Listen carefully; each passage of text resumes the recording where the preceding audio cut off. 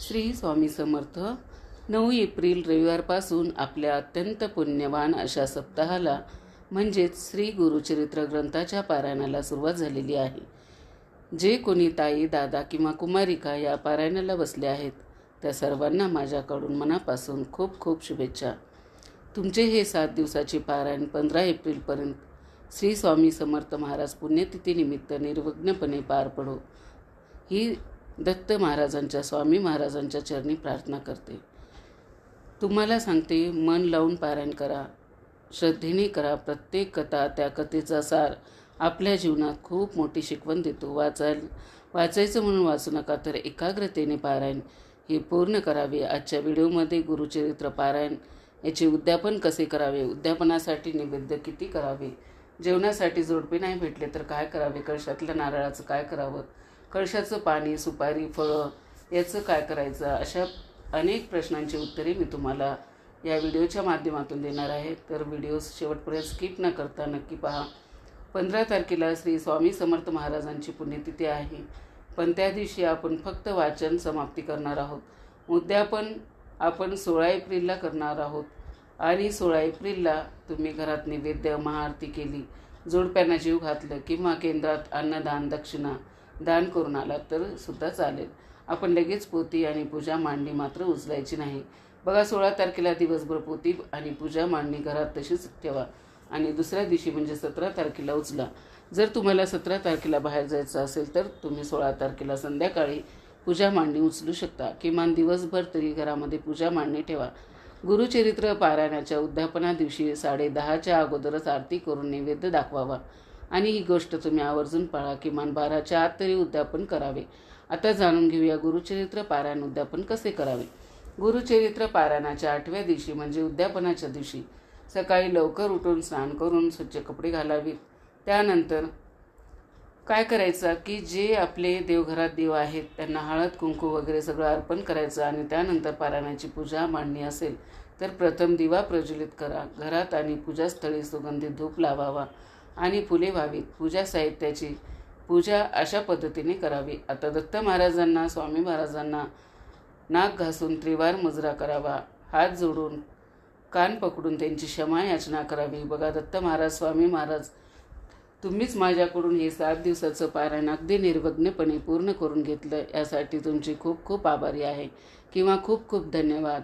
आणि पारायण करताना, नैवेद्य दाखवताना किंवा बोलताना, वागताना काही चूक झाली असेल तर मनापासून क्षमा करा आणि या अशा मोठ्या सेवा माझ्याकडून करून घ्या, अशी आपल्याला क्षमा याचना प्रार्थना करायची आहे. आणि त्यानंतर प्रथम आपल्याला ग्रंथ 3दा उचलायचा. बघा, 3 वेळा दत्त महाराजांचा जय जयकार करायचा. पोथी आपल्या कपाळाला लावा आणि पाया पडा. आता श्री गुरुचरित्र पोथी उचलण्याची योग्य पद्धत पाहूया. बघा, पोथी उचलण्याची एक विशिष्ट पद्धत आहे. केंद्रामध्ये सुद्धा याच पद्धतीने पोथीही उचलली जाते. पोथीवरचं वस्त्र उघडा, पोथी हलक्या हाताने उचला. पोथी उचलून छातीजवळ धरल्यावर, थोडा वरती झाल्यावरती आणि तिसऱ्या वेळेस डोक्यावर ठेवल्यावर आपल्याला जय जयकार करायचा आहे आणि मग ती पोथी खाली ठेवायची आहे. बघा, जय जयकार हा 3 वेळा करावा. आपले दोन्ही हात त्या ग्रंथाला लावायचे. ग्रंथ जागेवर आपल्या छातीपर्यंत येईल अशा पद्धतीने वर उचलायचा आणि उचलत असताना काय म्हणायचं, अवधूत चिंतन श्री गुरुदेव दत्त, श्री गुरुदेव दत्त, श्री गुरुदेव दत्त, श्री गुरुदेव दत्त असे 3 वेळा म्हणायचं आणि परत तो ग्रंथ खाली ठेवायचा. परत ग्रंथ उचलत बोलायचं, अवधूत चिंतन श्री गुरुदेव दत्त, श्री गुरुदेव दत्त, श्री गुरुदेव दत्त आणि परत तिसऱ्या वेळेस ग्रंथ उचलायचा आणि सेम याच पद्धतीने म्हणायचं आणि ग्रंथ आपल्या डोक्यावर ठेवायचा. तुम्हाला डोक्यावर ठेवायचा नसेल तर फक्त तिसऱ्या वेळेस आपण ग्रंथ उचलायचा आणि खाली जागेवर ठेवायचा आणि अशा पद्धतीने ग्रंथ हलवायचा आहे. डोक्यावर पोथी ठेवल्याने तिची ऊर्जा आपल्या शरीरात सामावते. 3 वेळा जय जयकार झाल्यावरती ती पोथी परत त्याच स्वच्छ वस्त्रावर, ज्यावर पारायण वाचले, तिथे ठेवा आणि त्या कपड्यामध्ये ती नंतर गुंडाळून ठेवायची. आता ग्रंथ हलवल्यानंतर हे 3 नैवेद्य आहेत, ते नैवेद्य आपल्याला दाखवून घ्यायचे आहे आणि त्यानंतर आरती म्हणायची आहे आणि राहिलेले 2 नैवेद्य आपण गायला आणि कुत्र्याला द्यावे. पुरणाचा नैवेद्य तयार करावा आणि दत्त महाराजांना आवडणाऱ्या घेवड्याच्या शेंगाची भाजी ही नैवेद्यामध्ये आवर्जून करावी. मात्र कांदा आणि लसूण या नैवेद्यामध्ये अजिबात वापरू नये. तसेच तुमचे साधे जेवणसुद्धा तुम्ही बनवू शकता. एकूण 5 नैवेद्य तयार करा. महाराजांना आवडणाऱ्या घेवड्याची शेंगाची भाजी नैवेद्य मात्र तुम्ही आवर्जून करावी. एकूण 5 नैवेद्य तयार करावे. आणि ते कोणासाठी तर पहिला दत्त महाराजांसाठी, दुसरा स्वामी समर्थ महाराजांसाठी, तिसरा आपल्या कुलदेवतेसाठी, चौथा आपल्या गुरुचरित्राच्या पोथीसाठी आणि 5वा आहे तो आपल्या गायीसाठी आणि कुत्र्यासाठी तुम्ही नैवेद्य करू शकता. पूजा पूर्ण झाल्यावरती गायचा नैवेद्य आणि गायला खाऊ घालावा. उरलेला नैवेद्य घरातील सदस्यामध्ये वाटून घ्यावा आणि आरती करावी. शक्य असल्यास एका जोडप्याला जीव घालावे. दारावर आलेल्या भिक्षुकाला रिकाम्या हाती पाठवू नका आणि नैवेद्य दाखवून झाल्यावरती आरती करावी. बघा, सुरुवातीला गणपतीची आरती करावी, त्यानंतर दत्त महाराजांची आरती म्हणायची आहे, त्यानंतर स्वामीची आरती म्हणायची आहे आणि त्यानंतर आपली कुलदेवी आणि कुलदैवत यांची आरती म्हणायची आहे. या पद्धतीने 5 आरत्या करा आणि याच पद्धतीने सगळं आपलं आता हे उद्यापन झालं. आता प्रश्न येतो तो म्हणजे की जेवायला जोडपं बोलवायचं किंवा एखाद्या ब्राह्मणाला सुद्धा दक्षिणा दान द्या किंवा त्याला जेवायला घाला, किंवा हेही शक्य नसेल तर जो आपण नैवेद्य दाखवतोय तर त्याच वेळेला काय करायचं, शिदा काढून एका ताटामध्ये ठेवा आणि त्या शिद्याची सुद्धा पूजा करा. आणि हा जो शिदा आहे त्या ज्या दिवशी उद्यापन केलं आपण अगदी त्याच दिवशी जर शक्य झालं तर आजूबाजूला जिथे कुठे तुमच्या दत्त मंदिरात असेल किंवा कोणतेही मंदिर असेल त्या मंदिरामध्ये शिदा द्या. आणि त्यासोबत जी काही दक्षिणा असेल, 500 रुपये, 101 रुपये, 201, 501, 51 जी काही आपल्याला दक्षिणा असेल ती त्यासोबत दक्षिणा ठेवून त्या मंदिरामध्ये तो शिदा ठेवून यावा. म्हणजेच अर्पण करून यावा. शिदा हा 4 जण व्यवस्थित जीवू शकतील एवढा शिदा काढून तो एखाद्या मंदिरामध्ये किंवा एखाद्या गरिबाला तो दान करून द्यावा. आणि त्याच्यामुळे असं अडून बसायचं नाही, मला जर उद्यापनाला जोडपं मिळालं नाही मग मी काय करू वगैरे. आता जो गायचा कुत्र्याचा नैवेद्य आहे तो गायला कुत्र्याला खाऊ घालायचा. मात्र गायी कुत्रे नसतील तर आजूबाजूला एखादं मोठं झाड असेल, मोकळी जागा असेल तर तिथे ठेवा. गाय आणि कुत्र्यांचा नैवेद्य कुत्र्याच्या नावाने ठेवायचा. बाकी कोणत्याही जनावराने तो खाल्ला तरी काही हरकत नाही, शेवटी ते कोणाच्या तरी जनावराच्या मुखात जात आहे.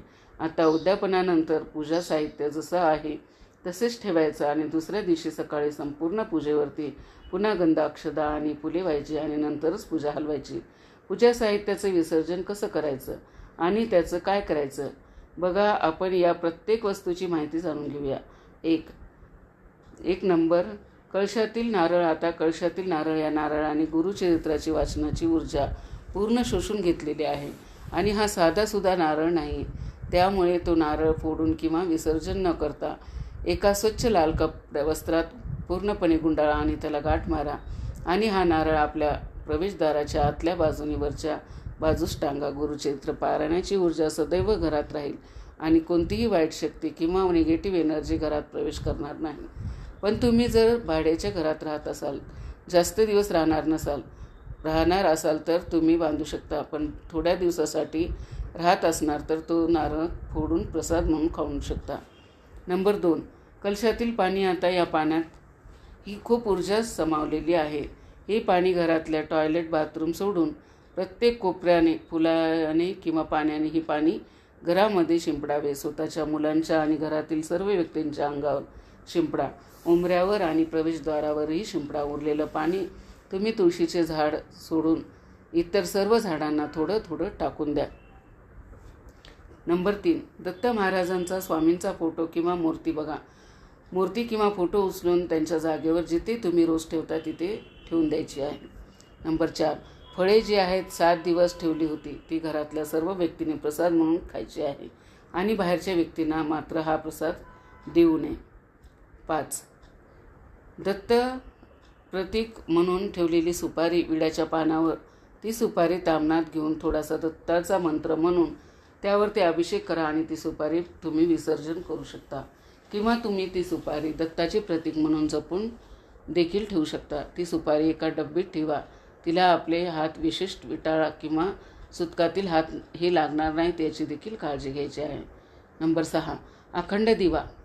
वातीचं काय करायचं बघा, वातीचा दिव्याची वात जी आहे पारायण करताना ऊर्जा शोषून घेते. ती वात कचऱ्यात न टाकता पाण्यामध्ये प्रवाहित करून द्यावी. किंवा बघा, जर मातीची पंथी असेल तर त्या पंक्तीत वात व तुम्ही थोडंसं तेल टाकून ती वात पेटवावी व तिचा जो भस्म होईल तो भस्म आपण सर्वांनी कपाळी लावून राहिलेला जो भस्म आहे ते पाण्यामध्ये टाकून ते पाणी एखाद्या झाडाच्या बुडाशी टाकून देऊ शकता. नंबर 7, अगरबत्ती धूप याची रक्षा म्हणजे विभूती. ही गुरुचरित्र ग्रंथाच्या वाचनाची रक्षा आहे. त्यामुळे ग्रंथामध्ये प्रचंड ऊर्जा आहे. ही रक्षा फेकून न देता एका डबेमध्ये किंवा कागदाच्या पुढीत जपून ठेवावी.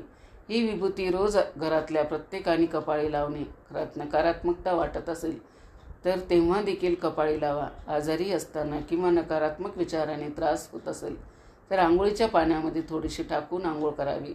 प्रवासात किंवा महत्त्वाच्या कामासाठी जाताना कपाळी लावून जा. नंबर 8, पारायण संपल्यानंतर पोथी कुठे ठेवाल? तर पारायण संपल्यावरती पोथी ही उघडी ठेवायची नाही. गुरुचरित्र ग्रंथ हा नेहमी झाकूनच ठेवावा. स्वच्छ ब्लाऊज पीस किंवा कापड घेऊन देवघरात पोथी झाका आणि त्यामध्ये गुंडाळा. देवघरात जिथे तुमचा हात जात लागणार नाही अशा छेडछाड होत नाही स्वामींच्या मोठ्या फोटोजवळ त्यांच्या चरणापाशी झाकून ठेवावी. अडगळीत ठेवू नका. धूळ साचेल अशा ठिकाणी देखील ठेवू नका. पोथीला धूळ, कीड किंवा ओलसरपणा लागणार नाही याची नक्कीच काळजी घ्यावी. फक्त पारायण करायचं असेल तेव्हाच ती बाहेर काढा आणि तिचा वापर करा किंवा ती हाताळा. नंबर 9, सुपारी, हळकुंड, बदाम, विड्याची पाने ही तुम्ही पाण्यामध्ये विसर्जित करू शकता.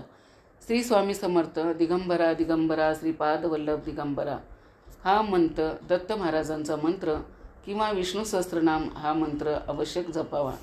तर मैत्रिणींनो, स्वामी समर्थ महाराजांच्या पुण्यतिथी निमित्ताने दत्त महाराजांची आणि स्वामींची सेवा ही खरंच खूप महत्त्वाची आहे.